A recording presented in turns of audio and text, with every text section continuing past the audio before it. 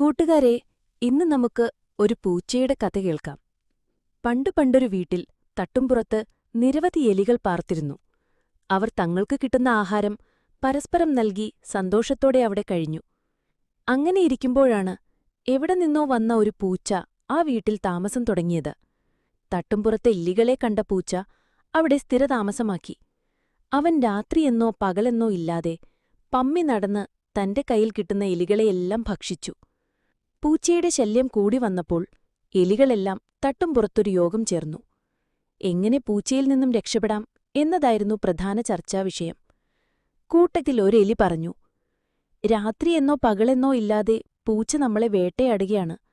അതിനൊരവസാനം വേണം. അപ്പോൾ മറ്റൊരെലി പറഞ്ഞു, അതെ, അത് ശരിയാണ്. പൂച്ച പമ്മി വരുന്നത് കാരണം നമുക്ക് ഓടി രക്ഷപ്പെടേണ്ട സമയം പോലും കിട്ടുന്നില്ല.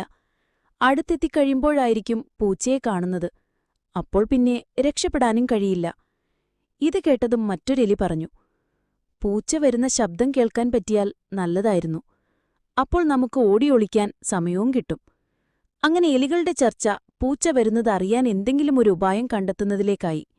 പലരും പല അഭിപ്രായങ്ങൾ പറഞ്ഞു. അപ്പോഴാണ് കൂട്ടത്തിൽ ചെറിയ ഒരു എലി ഇങ്ങനെ പറഞ്ഞത്, നമുക്ക് പൂച്ചയ്ക്കൊരു മണി കെട്ടിക്കൊടുക്കാം. അതാകുമ്പോൾ പൂച്ച വരുന്ന ഒച്ച കേട്ട് നമുക്ക് ഓടിയൊളിക്കാം. ഈ അഭിപ്രായം എല്ലാവർക്കും ഇഷ്ടമായി. അവരതിനെ അനുകൂലിച്ചു. പിന്നെ അവരുടെ ചർച്ച എങ്ങനെ പൂച്ചയ്ക്ക് മണി കെട്ടാം എന്നതായി. അപ്പോൾ കൂട്ടത്തിലൊരെലി പറഞ്ഞു, അങ്ങനെയാണെങ്കിൽ എന്നും ഉച്ചയ്ക്ക് വയറു നിറച്ച ആഹാരം കഴിച്ചതിനുശേഷം പൂച്ചയ്ക്കൊരു ഉറക്കമുണ്ട്. നമുക്ക് ഈ സമയം നോക്കിപ്പോയി മണി കെട്ടിയാലോ? ആ അഭിപ്രായം എല്ലാവർക്കും ഇഷ്ടമായി. എല്ലാവരും അതിനെ അനുകൂലിച്ചു. അപ്പോഴാണ് കൂട്ടത്തിലെ പ്രായമായ എലി എല്ലാവരോടുമായി ചോദിച്ചത്, പൂച്ചയ്ക്ക് മണി കെട്ടുക എന്നത് വളരെ നല്ല ആശയം തന്നെയാണ്. പക്ഷേ ആരാണ് പൂച്ചയ്ക്ക് മണികെട്ടാനായി പോകുന്നത്? അതറിഞ്ഞാൽ കൊള്ളാമായിരുന്നു. ഇത് കേട്ടതും അവർ പരസ്പരം നോക്കി. ആര് ചെയ്യും? ആര് ചെയ്യും? അവർ പരസ്പരം പെറുപെറുത്തു. യോഗത്തിൽ പങ്കെടുത്ത എലികളോ അഭിപ്രായം പറഞ്ഞ എലികളോ ആരും തന്നെ അതിന് തയ്യാറായി മുന്നോട്ടു വന്നില്ല. അങ്ങനെ എലികളുടെ യോഗം തീരുമാനമൊന്നുമാകാതെ തന്നെ അവസാനിപ്പിച്ചു.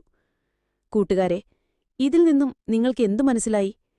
ഒരു പ്രശ്നത്തിന് പരിഹാരം നിർദ്ദേശിക്കുക എന്നത് വളരെ എളുപ്പവും എന്നാൽ അത് പ്രാവർത്തികമാക്കുക എന്നത് വളരെ പ്രയാസവുമാണ്.